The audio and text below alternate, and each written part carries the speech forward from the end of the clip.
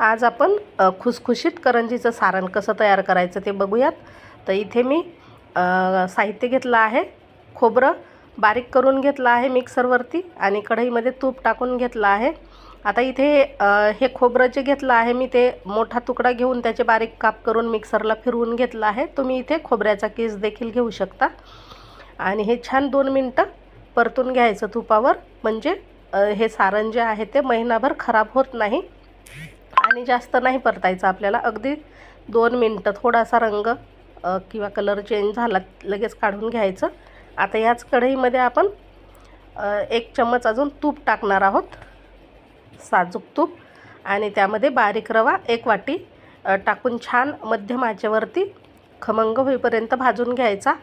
रवा अगदी छान असा भाजून घ्यायचा आहे, म्हणजे करपू द्यायचा नाही किंवा काळा होऊ द्यायचा नाही आहे।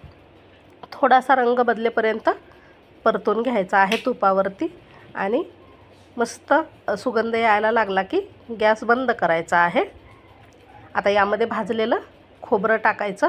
इथे तुम्ही काजू बदामचे काप देखील टाकू शकता। मी फक्त खोबरं आणि रवा भाजून सारण तयार करत आहे, पण यामध्ये आपण एक जिन्नस टाकणार आहोत, त्यामुळे अप्रतिम अशी चव लागणार आहे या करंजीची। तर इथे 2 चम्मच मिल्क पावडर घेतली आहे। मिल्क पावडर टाकल्यामुळे ना पेढ्यासारखी करंजी लागते, अगदी छान खायला। आता यामध्ये अर्धा चम्मच वेलची पावडर, जायफळ पूड टाकू शकता तुम्ही, आणि अगदी 1 चिमूट मीठ टाकलं आहे। गोडाचा पदार्थ असल्यामुळे चिमूटभर मीठ टाका, चव अप्रतिम येते, म्हणजे गोडाच्या पदार्थाची चव डबलनी वाढते। आता यामध्ये थोडंसं हे सारण थंड झाल्याच्या नंतर पिठी साखर टाकायची आहे। इथे तुम्ही पिठी साखर तुमच्या आवडीनुसार कमी जास्त घेऊ शकता। मी 1.5 वाटी पिठी साखर घेतली आहे आणि छान हे मिक्स करून आपण थोडंसं गार झाल्यावर हवाबंद डब्यामध्ये भरून ठेवणार आहोत। पाहिजे तेव्हा पीठ मळायचं, करंज्या तळायच्या आणि खायच्या। महिनाभर हे सारण टिकतं।